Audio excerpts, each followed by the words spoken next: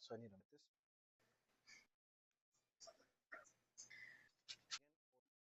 this. What's going on, guys? My name is Tarik Sparks, Chef Sparks. Welcome to Cook Highway. Today we are making Alfredo pasta, but we're actually going to season the meat with taco seasoning, and we're actually going to make a white sauce with coconut cream. We're using like McCormick original taco seasoning because I tried it. It was fire. So I figured to mix that with the meat, onions, shallots, onion, garlic, sage. We have some fresh herbs there. And we're gonna put all that in with the taco seasoning. And then what we're gonna do is we're gonna put the cream on top, the coconut cream on top, to then basically turn into a sauce. And then we're gonna hit it with some fresh herbs, and then we're gonna let that reduce. We're gonna add a little bit too much water to it, so then a lot of the flavor can come outside of the meat into the coconut oil, and then that is going to create the flavor profile that we were looking for. And right now we need to make sure that our water is salty like fisherman bowl. It needs to be salty, okay? The water has to be so salty that when you try it, you go, ooh. Okay, that stainless steel pan, the refrigerator lighter. On beef, we have our shallots and garlic we're gonna grab. Herbs, we have some fresh basil from the garden. We have some cilantro. I don't know if I'm gonna use that. Oh, you know what? I don't think I have a bag. Okay, we're not gonna do that today. We do have red onions and we do have sweet onions. We're gonna do both of those because why not? I like onions. We're gonna caramelize those. Those are gonna come out well.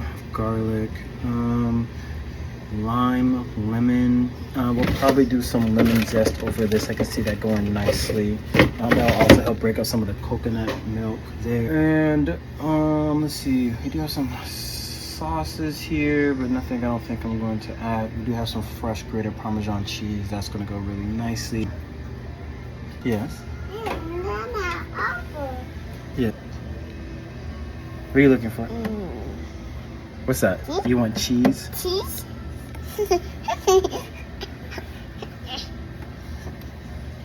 Don't lick it. No, don't lick it. Go ask your mama. Okay, that's where we're gonna start.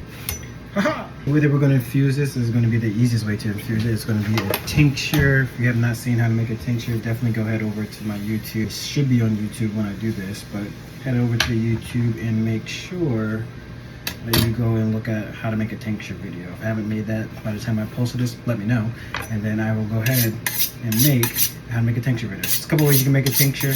All right, you can do the green dragon. That's going to be with Everclear. It's the fastest way to make a tincture. You basically just cook Everclear up to like 170 degrees. A little dangerous, you know, a little risk. It's up to you. Okay, you got it. You got it. Don't do it on the gas stove. I didn't have a gas stove before. Now I have one. I would not do Everclear at the house because that's extremely dangerous, and I would never tell you to do that. Okay, not here, not me.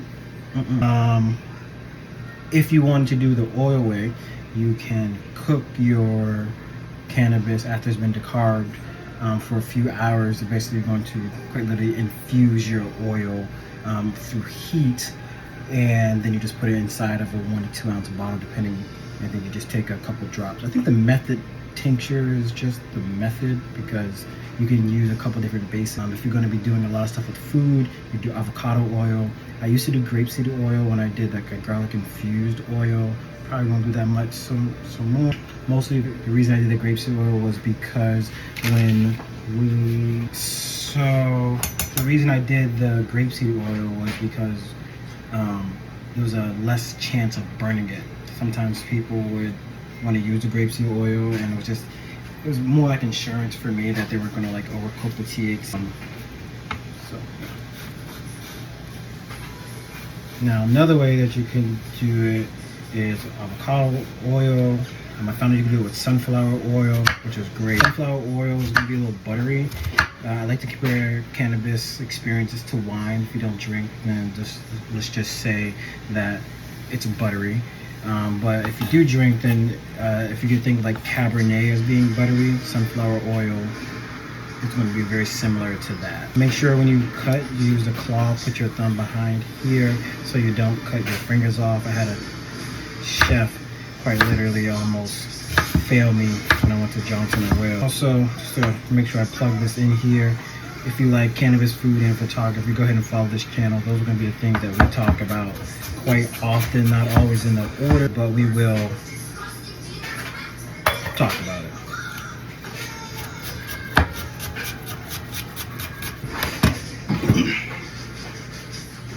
It's been a couple videos I've been talking about saving your scraps. The reason that you want to save your scraps is so you can make a sauce or a stock.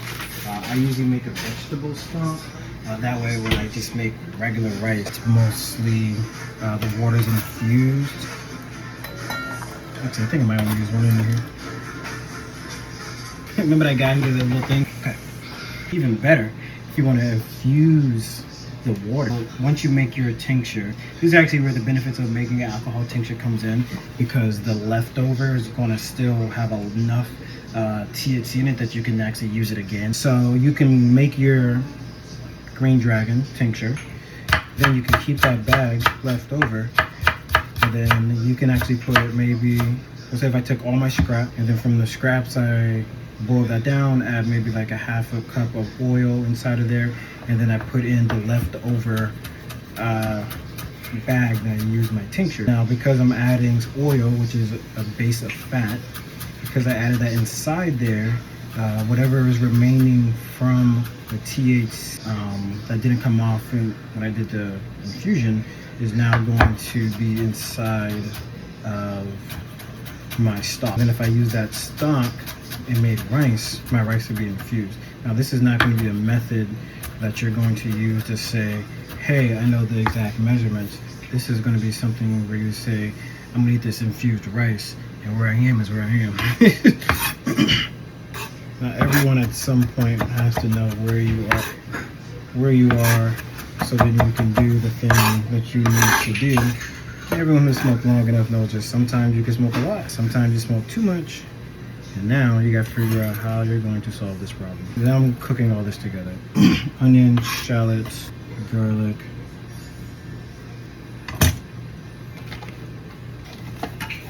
And you want to get your pan actually really hot. When you're using cast iron, it don't actually stick on there. When you put, right before you use it, you want to put like, you want to do like a little like water bending dance. Just made that term up. It's like when you put the water on, you start skipping around, starts ice skating to its death. It was tragic.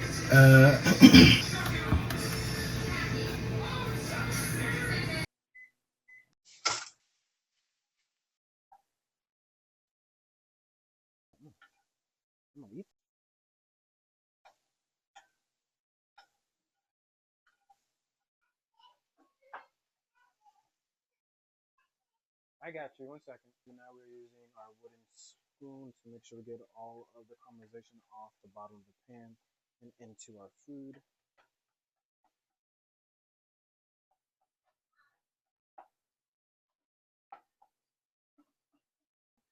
All right, this is halfway done. We're going to add the remaining amount of seasoning on here.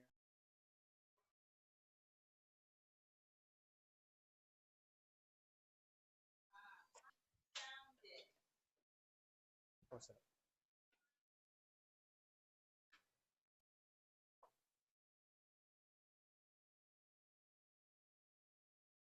Now this is going to seem a little loose right now because it is.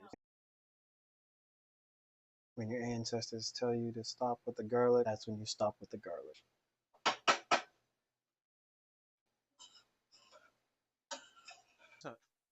So I need to move it back now. Now our sauce is looking. Okay, at this point, we're actually going to sprinkle in some fresh herbs. So you don't want to do the herbs too early. Ooh la la la. My aperture is going to be, what's I got? F9. Overhead shot. I'm going to do a 24 millimeter shot in the pan. That looks good. What I really want to showcase is the color green here in the pan. Technically where this light is, this is going to be backlit. Here, if you want it to be, yeah, and then there's a little reflection, there's a lot of reflection here, bouncing back here. So it's a huge highlight there. Let's see, you can raise the light up a little bit to fix that. See if that works now. Is it gonna fix reflection? No, but you can see a little bit more. Let's see, tilt this down here. Let's do a little bit closer. Some things are just trial and error. Okay, we can definitely see the sauce there. It's a lot better. Camera still out to die. I actually like that better because this light here aimed directly onto the sauce and push it here. We do have this cooking a bit more. The sauce. Let's give it a little shake. Cool. Al dente is you do want a little bit of a crunch. Not like that.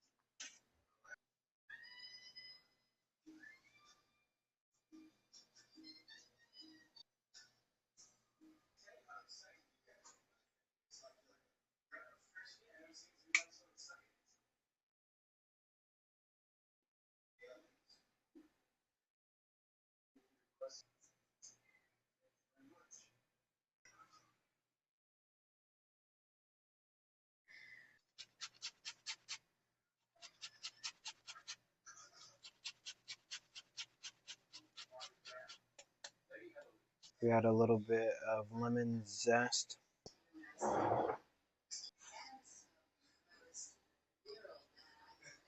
All right, then we're gonna add a drop of our tincture here because this is, again, oil based.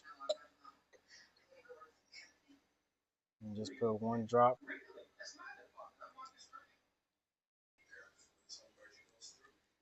Lemon zest. A tincture has a sunflower oil, which adds a little more butter to it. Right. We have the taco seasoning that mixes in really well with the coconut cream. We cook that down so it actually caramelizes the onions, the butter, the garlic, the shallots. Bring some undertones here. We have the fresh basil on top for not only a little bit of color, but because we did it at the end, we actually get the essence of the basil. Then black pepper. We also have some grated cheese in there. We could have added it on there, but I didn't do that. But this is how you easily make, this costs less than $30 to make this whole dish. Fantastic. And it's infused. A little drop right on top, add it right into your food. So then make sure your food tastes the way that you want to. And then your tincture is in addition to your dish. Now, if you like what you see here, my name is Tarik Sparks. I appreciate it if you made it all the way to the end. If you just see this as a short or reel or whatever they call it, these videos that are this format, and you like food, photography, and cannabis, we will talk about all three on this channel. This is going to be your resources in your community to do that. I'd love to have you. Tell your mother about it. I appreciate you. This is my work. Welcome to the Hidden Creation, and cook highly. Peace.